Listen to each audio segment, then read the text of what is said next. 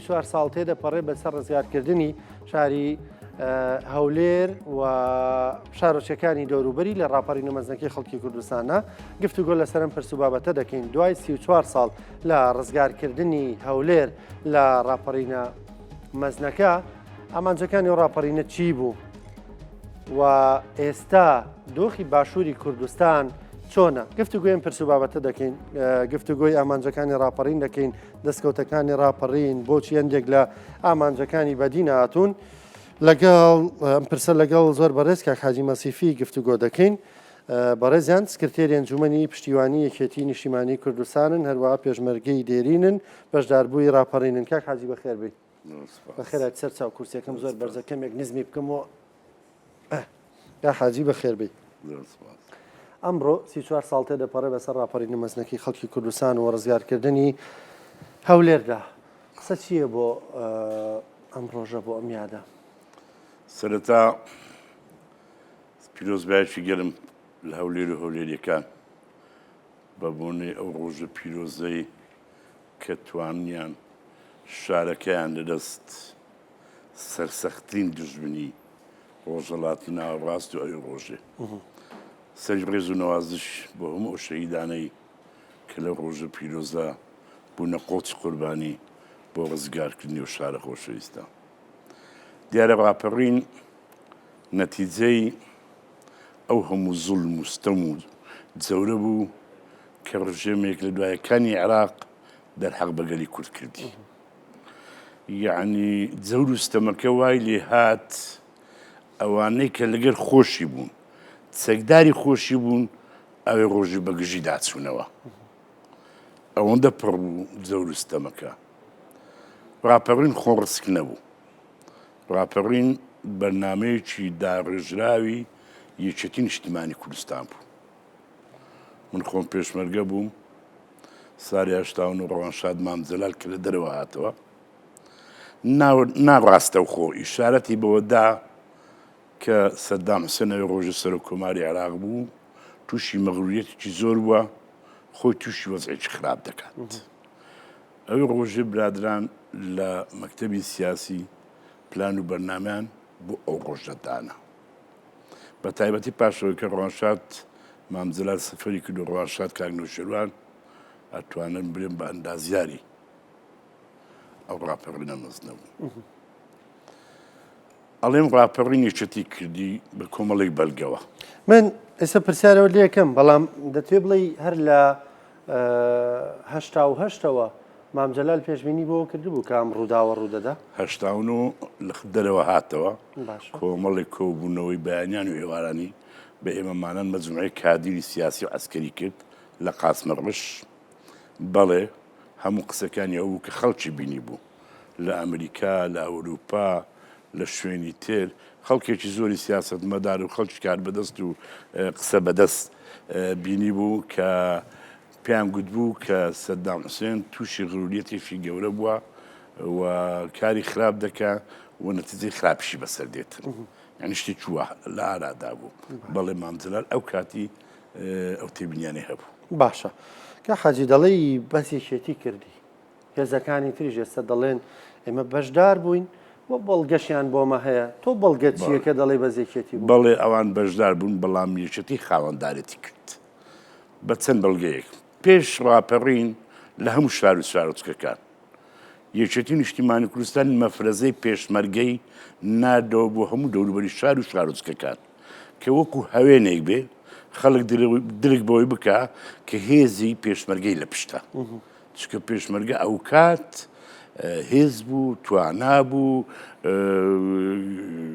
جۆش و خرۆش بوو کە خەڵک پێشمەرگەی ئەبینین. ئەو یەکیان. دوو، دەنجی گەلی کوردستان کە دەنجی گەلی کوردستان یەکێتی نیشتیمانی کوردستان بوو، هەموو کارەکان کران بەلایەک دەنجی گەلی کوردستان بەلایەک کە دەورێکی زۆر گەورە و پیرۆزی بینی لە جۆشدان و خۆشاندنی خەڵک هەموو لایەکان. سێ، تەوقیتی ڕاپەڕینەکان بەدەست یەکێتی نیشتیمانی کوردستان بوو. مەسەلە بۆ سلێمانی ئەڵێ لە زمناکۆ بۆ 1970 بۆ ئازاد 1970 تکایە برادەران ئاگادار بکەنەوە زەماوەند بجێڕن. لە هەولێر برای بەڕێزمان کاکۆسەر ئەڵێ لە باوکی ڕێناسەوە بۆ شانە چەکدارەکانی بروسک لێتانەوە نزیکین دەست بەکار بن. ئەوان هەموو بەڵگە و گەواهی ئەوە دەن ئەمانە کۆدی پێشوەختە بوون کە دیاری کرابوون بۆی کە لەگەڵ بیستنیەم کۆدانەیە دەست بە ڕاپەڕین بکەن. بەڵێ بەتاکید بەڵێ. بۆیە هەموو شتەکانی یەکێتی نیشتیمانی کوردستان ئامادەی کرد خاڵێکی تر دروستکردنی شانەی چەکدار لە سلێمانی سرک لە هەولێر بروسک. ئەو شانە چەکدارانە دەورێکی زۆر شیا و گەورەیان بینیت. لەو کۆنە پێشمەرگانە پێکاربوون کە هەر یەکە سەردەمانێک پێشمەرگە بوون لە ناوی یەکێتی نیشتیمانی کوردستان، بەڵام لە پاش ساڵی 1970 کە ئەو کارە ناخۆش و نالەبارە بەسەر پێشمەرگە داهات بەشێکیان گەڕانەوە و نەچوونە کاری خراپ مانەوە لە ماڵی ئەوانە ئیسفادەیەکی زۆریان لێکرا. هێزی ئەوانە هەمووی کۆکرایەوە. دووش یەکێتی نیشتیمانی کوردستان لێبوردنێکی گشتی بۆ هەموو ئەو کەسانە دەرکرد کە لە پاڵ حکومەتن و دەستیشیان سوورە بەخوێنی پێشمەرگە. ئەوەش هانی ئەوەیدا کە خەڵک بێ بەگەرهێزی پێشمەرگە و شانە چەکدارەکان و بەگەت زەماوە بکەیت. من کۆمەڵێک خەڵ لە هەولێر کە خۆم لە هەولێر سەرپەرشتی مەجموعێک شانە چەکدارم دەکرد، مەجموعێک لە مستەشارەکان مەفرەزە خاسەکان خۆم چم سەردانمە کردن. ویان نەکە ڕۆژی حاجەمە هەندێک کەس ڕەخنەی لێ دەگرێت دەڵێ چۆن نەبێتەوە ئەم جاش و مستەشارانەکە دەستیان سوور بۆ بە خوێنی خەڵک تۆ لێیان خۆش بیت. زانیتی تو لەبەوەی ڕۆژەکە ڕۆژێکی ئەوەندە مبارەک بوو. تو ئەگەر ئەوەت نەکرد بە من پێم وایە چۆن ڕووخانی ڕژێمی عێراق سەدام لە پاش ڕوانەکەی ئەگە مامجەلان نەبە عێراق دەبوو بە گۆمی خوێن. وای لێ هات لەسەر ناو یەکتریانە کوشت، لەسەر عومەر و عەلی یەکتریان دەکوشت. هەمویان تووشی ئینتیقامێکی زۆر گەورە بوون. ئێمە لە هەرێمی کوردستان ئەو ئینتیقاممان بکرد بە خەڵکێکی زۆر لە نێو دەچوو. بۆیە باشترین شت ئەوە لاپەڕێکی نوێ بکرێتەوە. ئەمان زانی لە کاتی خۆش مەسەلە هەندێک لە ئەفوازەکان و مەفارزەکان زۆر هاوکاری پێشمەرگا کردیا، بەڵام هەندێکی زۆر دژایەتیان کرد بوو. سەرای ڕۆژ دژایەتیان کرد بوو. من پێم وایە ئەو لێبوردنە گوشتیا هاوکارێکی زۆر باش بوو کە بێنە پاڵ ڕاپەڕینەکە و بەشداری بکەن لەگەر هێزی پێشمەرگە و شانێ چەکدار و کۆمەڵانی خەڵکی کوردستان. باشە. ئەمەی کە تۆ باسی دەکەی زیاتر ڕۆڵی هێزی پێشمەرگەیە، بەڵام لاندێک شوێن وا باس دەکرێت لاندێک شار و شارۆچکەش بە تایبەت ینی تا پێشمەرگە دابەزیون هەندێک لە شارەکان بەشێکی زۆری هێر پاکراونەتەوە خەڵک ئەوەندە ڕقەستور بۆ بەرامبەر بە بەعات. من بۆ هەولێری شوا بوو، هەولێری تا سعات دوو تقریبا بەشی زۆر شوێنەکانی ناو هەولێر هەموو پاکرانەوە، بەڵام مەبەستم لە هێزی پێشمەرگە هەوێن بوو. یعنی خەڵک کە گوێی لە ناوی پێشمەرگە و توانای پێشمەرگە و قوتی پێشمەرگە دەبوو ترسی لا نامە. ئەیگوت دێتە پاڵم دیفاعم لێ دەکات، تفەنجی پێ، ئارپێجی پێ، بیکیسی پێ، شێرە و یعنی ئەوهای لە مێشتخۆلێک داوە تەشجیع دەبوو. ینی وەکو هەوێنێک بوو. ئەگەر چی خۆ مەفرەزەکانی بچوو بوو مەسەلە بۆ هەولێر من بیرمە سەردانی بەشی زۆری شانم کرد، کاک بوهانسا ئیسۆفی، کاک جەلالی لینزاغی، شەید مەلا سلێمانی ڕەحمەتی، شەید تەحسین کاوانی، ئەوانە بۆ هەولێر دانرابوون. من پێش ئینتیفاضە سەردانی ئەوانم هەموو کرد، هەر یەکە مەفرەزەی بچوو بوون، بەڵام معنەویەتێکی زۆر گەورە بوو. خەڵکە پێشمەرگەی دەبینی مانی شتێکی ئەو کاتی پێشمەرگە خۆم پێشمەرگە بوومە ئەزانم چەند پیرۆز بووین. قەنەعەت بکە لە 83 لە دۆڵی بالیستان بووم، جارێک سەفرەی جامیعەی کەرکووک هاتەوە دۆڵە. ئەو کچووکوانە ئێمان لە باوەش دەکرد، ڕسمیان لەگەر دەگرتین، ماچیان دەکردین، یعنی ئێمان بە شتێکی زۆر گەورە دەزانی، زۆر گەورە. پێشمەرگە وا بوو، پێشمەرگە ناوی لە خۆی، ینی گیان لەسەر دەست بوو، خەباتکەر بوو، تێکۆشەر بوو، پاک بوو، ئەمین بوو، بەڵام ئەڵێم بەداخەوە. بۆچی بەداخەوە؟ بەداخەوە پێشمەرگە بریا بە پاش حکومەت ئەو ناوە بە پیرۆزی پاش تەشکیلی حکومەت و پەرلەمان ئەو ناوە بە پیرۆزی بهێڵدرابایەوە، ئەو تەشکیلانی ئێستا ناوێشتریان لێنرابە. ینی بیان کرای بە شتێکی بە تەشکیلی شتر ناوێشتیان لێنرابە، سەربازەوی هەشتێک بەس ناوی پێشمەرگە بە پیرۆزی بهێڵدرابایەوە باشتر بوو. ئەی نەدەتوانرا هەر ئەو پیرۆزیە بمێنێتەوە؟ تر چ بکەین؟ ئەکرا بەڵام نەکرا. ئەی ئەو ڕاپەڕینە گەورەیە بۆ ئەوە نەکرا کە بەڕاستی تو خزمەت گوزاری بۆ ئەو میلەتە تۆ ئێستا دەی موچە بۆی ئەەکەی بە منەت لە سەد کەناڵ و سۆسیال میدیا بڵاو کرد های موچە هات موچە هات موچە هات وازانی خێرت پێ دەکات ناژێت خۆ وازانی خێر بێ دەکەم من ئەڵێم بەداخەوە ئەوەی ئێمە لە نیەتمان بوو لە سەردەمی شاخە ئەوە ئێمە چوون خۆمان بۆ بە کوشتن دەدا ئەو هەموو نیەت و ئومنیەتانەی لە ئێمە هەبوو بەڕاستی نەهاتە دی ناریم هیچ نەکرا بەڵام ئەوەی ئێمە مەبەستمان بوو نەهاتە دی مەبەستان بوو چی بکەن مەبەستمان بوو حکوومەتێکی شەفاف حکوومەتێکی قانون و سیستماتیک خەڵکی شیا بۆ شوێنی شیا و خزمەتکردنی خانەوادەی شەهیدان بە پلەیەک کەمەندامی سەنگەر پێشمەرگەی دێرین اینجا خزمەتکردنی کۆمەڵانی خەڵکی کوردستان بێ فەرق بێ جیاوازی بێ ئینتیمای حزبی یعنی ئێستا وار لێ هاتووە ئەچی دوکانێک دابنی دوکان ئەبێ بچی پسوولەی ڕێکخرا و ناوچە بینی یعنی ڕێگای کەسابەتیشیان لێگرتی نەک ئەوەی حەقی خۆتە بدنێ ئەوە هیچ نادنێ ڕێگای کەسابەتەکەشیان لێگرتی کە بژی یعنی بیرکردنەوەیەک هەیە من زۆر بە خەتەری زارم لەسەر کۆمەڵانی خەڵکی کوردستان مەترسیەکەی چییە؟ بۆ بەراوردەکەی بە مەسەلەن پێش ڕاپەڕین نا من قەت ئەو دەسەڵاتی کوردی ناشبێنم بە دەسەڵاتی پێشڕاپەڕین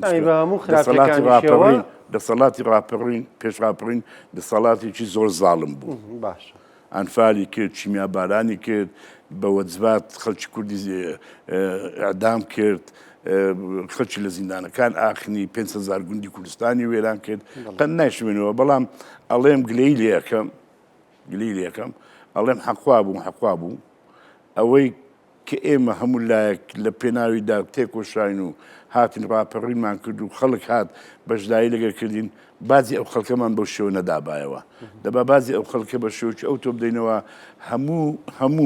هەمومان لە زادەکان لە جیاتی برێن خۆزگەمان بە سەردەمی سەددام بیان گوت با بە مەسوولەکانیمە ئەوە نیلسۆن ماندێلا ئەوە مەهاتمە گاندی ئەوە فرانەوە فیسەر ئەوە مەتحیان بکردبان حەزمان بەوە بوو باشە کا حاجی ڕۆژان و بیرەوەریەکانی ڕاپەڕین تۆ بیرەوەریەکانی خۆشت نووسیوە تۆ سپاس دەکەمەوە کتێبەکە سپاس و هەر بۆ هێنانی کتێبەکەش ئەمە بیرەوەریەکانی کە حاجی مەسیفیە مانگێک لەمە بەر بڵاوت کردو پێما بێر مانگێک دەبێت لە مەسیفەوە بۆ مەسیف ئەو کارانم بەرگی کتێبەکە وەرەگرن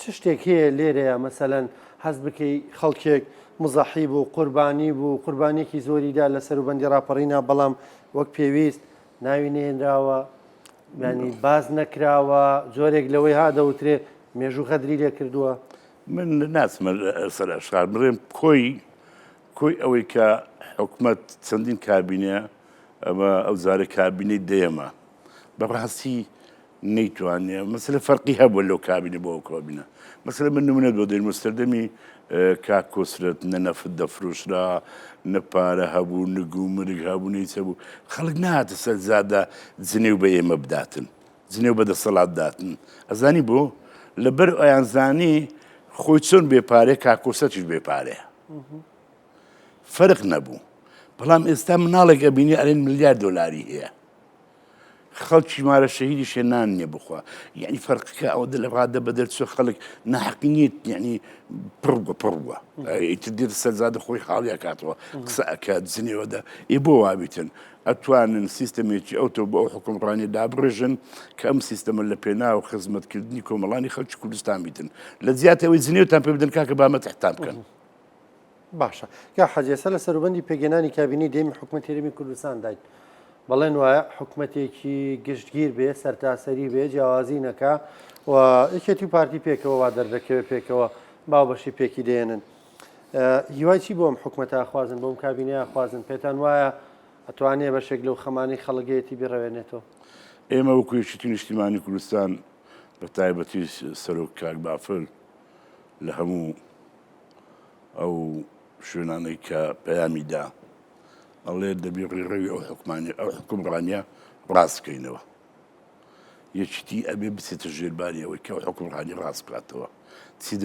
چیتر غەدر لەو میلەتە نەکەوێتن چکە هەموو خەڵکی نەکە یەکێتیەکان خەڵکی تریش چاوەڕێی یەکێتیە کە یەکێتی لەم کابینە نوێدا کە بەشدار دەبیتن شتێکی مەلموسی بەدەستەوە بیتن برێ من ڕازگۆم لەگە پەیامەکانی خۆم برێ ڕازگۆم لەگە پەیامەکانی خۆم شەتنی هەمووشی 100% یەکێتیەوە دەبێت دەسەڵات بۆ لە ڕابردوودا ینی لەم حکوومەتەدا و تانوێم قۆناغە بکەنە قۆناغی دەستپێک یەکێتی قەت بێ دەسەڵات نەبوو هیچ کاتێک باشە هیچ کاتی لە دەستپێکی خەباتیەوە بەرگەی هەموو ئێش و ئازارەکانی حکوومەت ئامەبەستی لە حکوومەتیش قەت بێ دەسەڵات نەبووە بەڵام ئێمە هەندێک شتێک کە بەراوردی دەکەین زیاتر بەرژەوەندی میلەتمان لا گرنگە لە زیاتی ئەوەی لەسەر مدیر عامێک لەسەر وەکیل وەزیرێک لەسەر وەزیرێک تێکی بدەین ئێمە هاتین گوتمان بە هەر هەوڵ و کۆشش بکەین لە پێ کاکوباجی زۆر هەوڵ و کۆشکرد لە پێناوەی کە بتوانین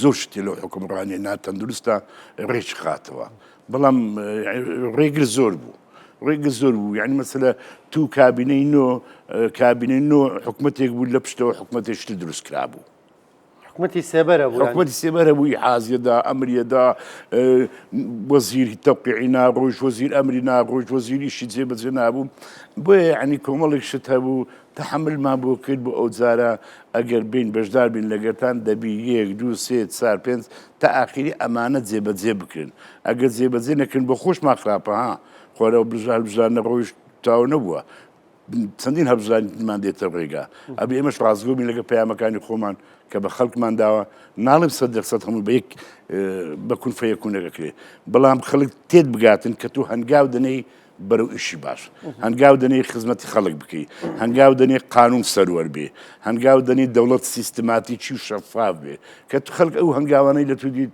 خۆکارش خەڵک خۆشی دەوی و دەزالیش دەنگت پێدەداتەوە باشە کە حەجی ئەمڕۆ دوای 34 ساڵ لە ڕاپەڕین بەشێک لەوە هاوڕێیانیەوە شەید بوون گیانی خۆیان کرد لە قوربانی کە سوکاری شەیدان چی بێواڵێن نەوەکانیان کاتان بینین چیتان پێڵێن ناخۆشی ژیان و گوزران کە تێکەوتووە بڕووکە خانەوادەی شەیدەکان من سێ برام شەیدن لە براکانی خۆمەوە دەزانم لە خەڵکیش گەیشتم قەت حەقوان نەبوو ئەو حکومڕانیە ئەو حکومڕانیە پارە بداتە هەندێک کەس کە ئەوی ڕۆژێ بە دوای پێشمەرگە بوون پێشمەرگیان شەهید دەکرد کردیانە ساحب مەسلحەت و منفعەت و خاوەن پووە پارە و پولێش زۆر دەبا پێش هەموو شتێک بیر لە خانەوادەی شەهیدان بکەنەوە خانەوادەی شەهیدان ژیان و گوزرانی لە هەموو خەڵک باشتر بە نهاتن یعنی بە شێوەیەکی موئەسەساتی يعني بقول لهم دوري بركان ما مثلا العراق ايران لهم او شوينانا مثلا التعامل لقى الخانوادي شيدان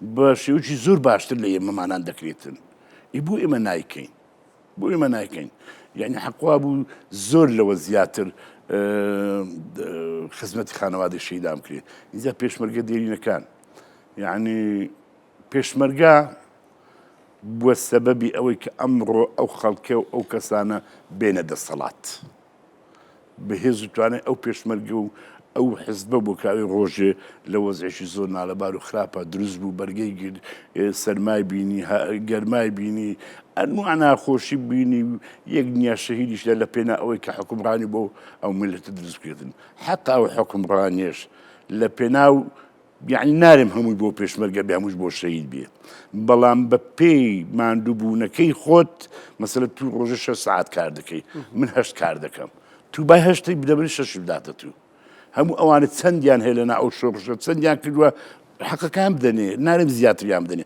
حەقێکی خۆیان بدەنێ نایم ئەفزەلیشیان کەن مەسەلە کچی براکەی من شەهیدا 5 دەرەجەی لە تعلیما بەرێ فلانیش زۆر زیرەکە بە خۆ دەرەجەکەینە مساویکە لەگەی من قەت لەگەڵ شتانەش نەبوومە بەڵام ئەڵێم پێویستە خانەوادەی شەهید پێشمەرگەی دێرین کەم ئەندامی سەنگەر ئەوانە کە بەڕاستی لە تاریخێکە لە ڕۆژگارێکە لەگەر ئەو حزبە بوونە لەو شاخە بوونە بۆ داخوازی ئەو میلەتە چۆکیان دانەداوە احترامیان لێ بگیرێت کە حاجی سپاس دەکەم دوای قسە چییە ئەم ڕۆژەدا دوای قسەم هیوادارم یەک شت بیرم چوو ئەڵێم هەموو کاتێک کورد ئەگەر یەک بی پێکەوە بی ئەتوانێ هەموو هەدەفێک بپێشێ ئێمە سەرکەوتین لە ڕاپەڕین ئەزانی بۆ سەرکەوتین بەرەی کوردستانیمان هەبوو بەرەی کوردستانی کۆکرای هەموو ئەو حزبولایەنانە بوون کە لە شاخە چەندی ساڵ لە یەکترمان کوشت بەڵام کە بووین بە یەک